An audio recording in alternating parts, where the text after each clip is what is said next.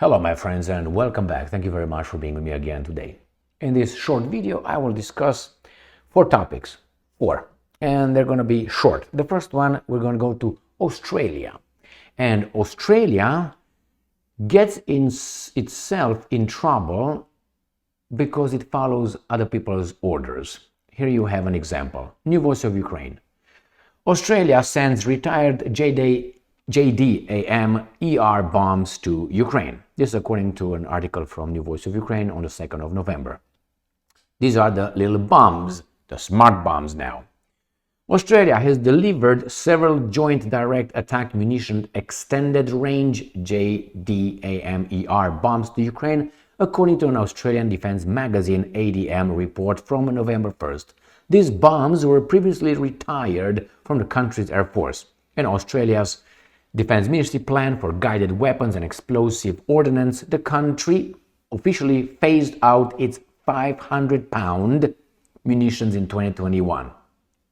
ADM confirmed that some of these bombs were transferred to Ukraine, though it remains unclear exactly when they were supplied to Ukrainian forces. So these are manufactured by Boeing and consist of a kit that converts traditional dumb bombs, quote-unquote, into smart bombs, precision-guided munitions. The kits include GPS devices, and how are you going to do that, with whose satellites, enhanced tracking accuracy that can be attached to various types of weapons and aircraft, creating joint direct attack munitions. The US military has used this technology for bombs weighing up to 907 kilograms, about 2,000 pounds, right? Often deploying it on bombers and fighter jets. I'm going to show you some specifications of this bomb, and I'm going to show you how Australia hit Russia first. Remember, when Australia is going to be hit by Russia, remember this. Russia did not do anything to Australia. Australia does something to Russia by providing the Russians enemies with weapons to kill the Russians. So you're my enemy. So remember, every time you have a baboon politician in Australia pointing the finger at the Russians, look what they do. You did it first to them. And I will make a comparison between this and something else related to the Solomon Islands. Capisci? Capisci. Let's go to the Wikipedia, the lowest hanging fruit, right? And here you have it. Joint direct attack munition. So these guys say that it has a range of up to 15 nautical miles. That's 28 kilometers. Ready? So the JDAM equipped bombs range from 500 to 2,000 pounds, 230 kilograms to 910 kilograms, almost a ton. All right, my friends, these are the weapons. Now let's discuss this. If someone in Charca, that's Romanian, the word of trying, tries to baboon you in Australia, telling you, you see, Ukraine was attacked and Russia invaded unprovoked. Okay, well, the Russians said that actually NATO endangers its security, Russia's security, by bringing its installation in Ukraine. Now, if you think that's unacceptable for the Russians as an argument, let's say you're an Australian politician, and you say, nah, that's unacceptable. Don't give me here that it's a national threat, the country next to you having American weapons in it. No, it's unacceptable. You invaded Ukraine unprovoked, then we're going to use Australia. Remember a while ago, maybe a year and a half ago, the Chinese made a deal with the Solomon Islands. Now, Solomon Islands are not next to Australia like Ukraine is to Russia. Solomon Islands are little islands northeast of Australia, about, brace yourselves, 2,000 kilometers far. So they're not like Ukraine and Russia, they're 2,000 kilometers. And the Chinese and the guys from the Solomon Island, independent countries, mind you, they said, sovereign, they said, you know what, we're going to just have access to a port over there. Maybe we're going to invest in some security, not military, they said, but police security, so we can help you with the streets and so on, gangs, and keep them safe. Okay, the Australians, 2,000 southwest of Solomon Islands, said, oy vey, That's a national threat. The Chinese are coming, they're invading. 2,000 kilometers. That's about what? 1,200 miles?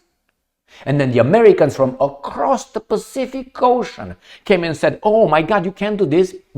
You disturb the balance, the harmonious dynamics of that area, being 2,000 kilometers away from Australia. But those guys next to them, no, it's unacceptable. So shut the fuck up. Got that? All right. So Australia provides weapons to Ukraine, imposing sanctions on Russia for something that Russia claimed, but you did not accept as a justification, but you are allowed to use it as a justification. How is that fair? Oh, it's not about being fair? Then shut up then. All right, let's go to the next article. Next article comes from Sputnik, and I think this is great news. Where are we? Right here. Sputnik.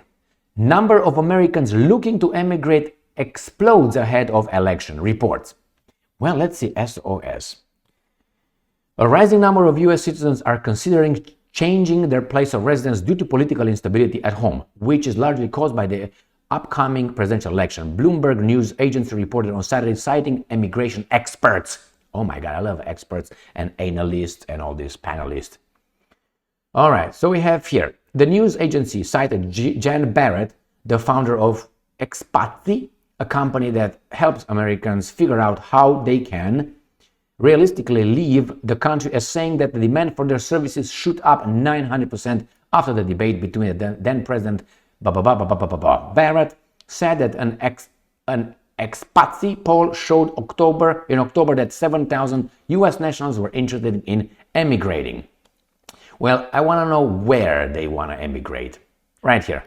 US citizens were looking into residency by investment programs, with the most popular designations being Antigua, Barbuda, Portugal, Malta, Greece, and Spain. All women destinations. Right fucking there. It's warm, the Tahiti beach, the Fiji, all these things are women destination. Men don't love going over there. Why?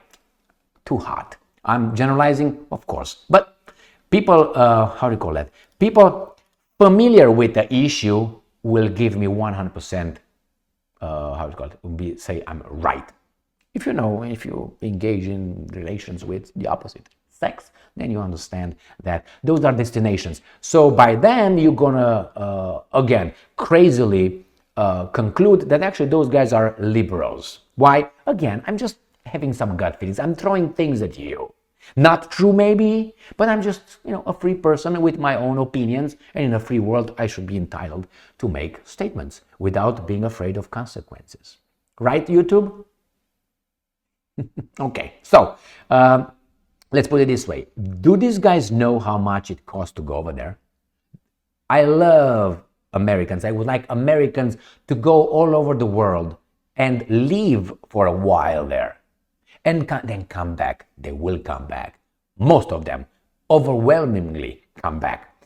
I would make it, if I would be in charge of this country, or at least its education system, I would make a mandatory requirement for the youth, with teenagers, in the high school years, when they are at the beginning of being revolutionaries and hate this country and all that, with the infusion of the imbecilic self-hatred by the guys in charge of us, to go and have some exchange programs for about 6 months and live as those guys live. I don't know, in Malta, in Portugal, and then ask them if they want to come back or stay in that system. I can guarantee you they will come and kiss the United States' ground.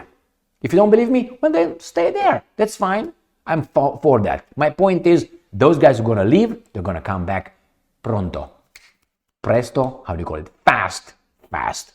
So yeah, go over there. Go and see how it is. I would make it mandatory. Then, because people talk about movies they see, Barbuda, Bahamas. Yeah, why don't you go in the neighborhood a little bit? Why don't you go to Jamaica or Haiti? They have nice beaches over there. Why don't you go over there? And in Bahamas, or go to, Cancun. But don't stay in the little island over there or whatever that is. Just go on the territory. But hey, you can't have guns. They will for you. pointed at you. I'm just exaggerating. Hey, you keep moving towards me. You like me or something? I pick because I like to say like this. All right, let's go to the next article here. We have the Czech President, Petr Pavel. Czech President authorizes 60 citizens to fight for Ukraine. Enemy of Russia? 100%. Why? They cry about the North Koreans being present in Russia, but these guys have been doing this for some time. Okay, well, who is this Petr Pavel? All right, let's see who this guy is. And I know who he is, but I don't know if you guys know who he is. Pavel, combination, is a Czech politician now and retired army general. All right. Prior to this, he held the position of chairman of the NATO Military Committee from 2015 to 2018 and served as the chief of the general staff of the Czech Armed Forces 2012-2015. What does it tell you? That tells you, that tells me that these guys, his army is going to do whatever he tells them to do. He's on the payroll of outside forces. I don't know. That's what I think. I mean, crazy as it is, man. I'm entitled to be crazy. I'm entitled to make a fool of myself right here with you. But hey, it seems like these generals are becoming politicians. Why? They don't trust the politicians anymore. Remember, if you want a revolution in a country, I'm talking about armed revolution, spontaneous, you will have it with the military. If the military intervenes, the revolution is depending on what side it intervenes. It could continue the status quo, or it can destroy the spontaneous revolution just like this. You know why? Because they got the guns.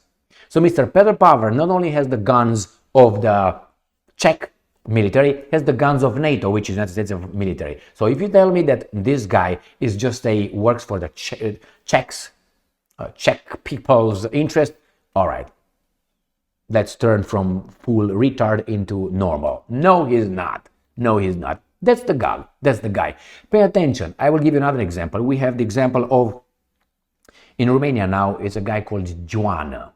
Joanna is a secretary, it's a adjunct secretary of NATO, so it's below the secretary general of Mr. Mark Rutte, a guy who's the enemy of Romania, according to the former president of Romania, Traian Băsescu. So he's like the undersecretary of NATO. This Joanna is a candidate for the Romanian presidency. I suspect that he's going to win. I mean, I gave him the most chances. So he comes from NATO. He tried again. His father was a general in Ceausescu's regime. Okay, so it's just a coincidence. Nevertheless, he's going to be from NATO, catapulted over there. And many others. Remember von der Leyen? Von der Leyen was the former defense minister of Deutschland. Oh, what a coincidence. All right, my friends, that's with Mr. Pavel. Regarding sending people over there and agreeing, would he agree those citizens to go and fight for Russia? Nah, he follows orders. He's good at it. And let's find out what this baboon, actually Donald Tusk, has to say about this issue, which I think is really, really imbecilic. Right here, this is from Russia Today. US geopolitical control of the European Union is over. Oh my God, Polish Prime Minister. This is another soul. He's another guy on the payroll of the foreigners. The bloc should not look to the outcome of the upcoming election, but take matters in its own hands. Donald Tusk has said the edge of European countries outsourcing their security to America has come to an end. Polish Prime Minister Donald Tusk has warned, it does not matter whether the US presidential election is won by Democrat Kamala Harris or Republican rival Donald Trump, he added. That's correct. It doesn't matter. It doesn't matter. He said, Trump, Harris or Trump. Some claim that the future of Europe depends on the American elections, while it depends first and foremost on us. Whether the outcome of the US election, the era of geopolitical outsourcing is over. Tusk is a freaking liberal. That means he supports the ideology of self-identification. If you identify as the right thing. So obviously he thinks that if he says something that is the way it is, like I say, I'm an airplane right now. Okay? That means in Tusk's mind, that's true. The same, it's outsourcing, it's over. My fucking man, it's so One day I might have a heart attack here. I'm not show it, but you're gonna anyway. So what's going on here? NATO, let's put it differently. United States of America brings more troops into Sweden now. Finland, those are European countries. Romania, Poland, Germans bring troops, right? The Germans are the Europeans, into Lithuania. The Americans build more bases, bring more weapons. Poland brought how many freaking HIMARS? 500 or something? They're ready for, I don't know, World War V. Because, you know, the World War III will be fought with nuclear weapons. World War IV, we're going to fight it with clubs. Because we're monks from the caves. After the Third World War, we're going to go back to business. So he's telling us that, no, we have to protect ourselves. That's true. But that's not the reality. The reality is Europe is owned. We, American people, own it. No, the baboons in charge of us. And the baboons in charge of our guys that are in charge of us, they own you. If you have military troops over there, you tell me this. Please tell me, how many times have you heard the American troops, once deployed in Europe, went back home? Remember the Mowgli, the Jungle Book? Tell me what to do. Tell me how many freaking times.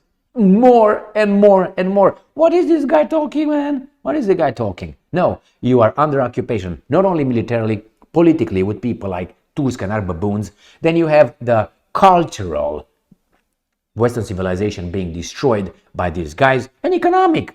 You impose sanctions on yourselves with your cheap gas from the Russians. So your industries have no chance. And you're going to pay more. Your standard of living is going down. You depend on American LNG and others, liquefied natural gas, and so on.